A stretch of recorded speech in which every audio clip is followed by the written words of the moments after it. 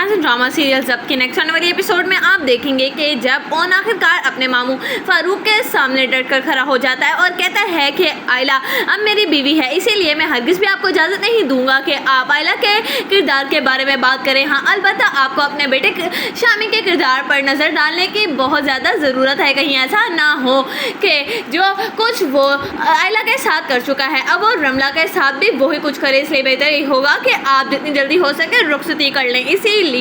इसी में आपकी बेहतरी होगी, क्योंकि पहले तो आप लोगों ने आयला को बदनाम कर दिया था, लेकिन अब आप लोग क्या करेंगे, क्योंकि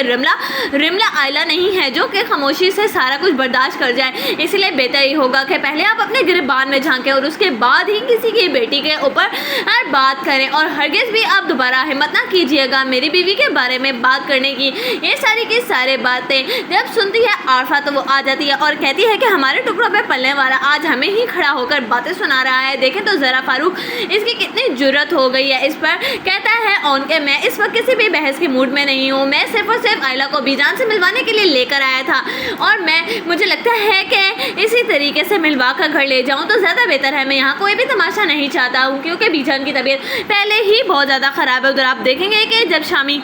बार बार आयला के रास्ते में आता है और उसको आखिर दोबारा रोक लेता है तो आयला शामी के मुंह पे एक जोरदार थप्पड़ मारती है और उसको कहती है कि तुम हरगिज़ भी मेरे रास्ते में अब दोबारा मत आना, क्योंकि मैं अब ओन की बीवी हूँ और मैं उससे मोहब्बत करती हूँ। मुझे नहीं लगता है कि तुम्हारी मेरी ज़िंदगी में किसी भी किस्म की कोई भी जगह है। तुम हो एक धोखेबाज इंसान और दोबारा मेरी तरफ आने की हरगिज़ भी कोशिश ना करना, मैं तुम्हें किसी भी सूरत में बर्दाश्त नहीं कर सकती हूँ। उधर आप देखेंगे कि जब शमसा ओन के बारे में बुरी बुरी बातें कर रही होती है तो कहती है जोया के बस कर दे अम्मी, जो कुछ भी होना था हो चुका है। मुझे लगता है कि अगर तो आप आयला से दूर हो जाएंगी तो शायद आयला का घर भी बस जाए, लेकिन अगर आप उसकी ज़िंदगी में रहीं तो आयला का घर कभी भी नहीं बच सकेगा। आप क्या चाहती हैं कि बीजान को भी कुछ हो जाए और बाबा भी अपनी जान की बाजी हार दें, क्योंकि अगर तो अब आयला को तलाक हुई तो बाबा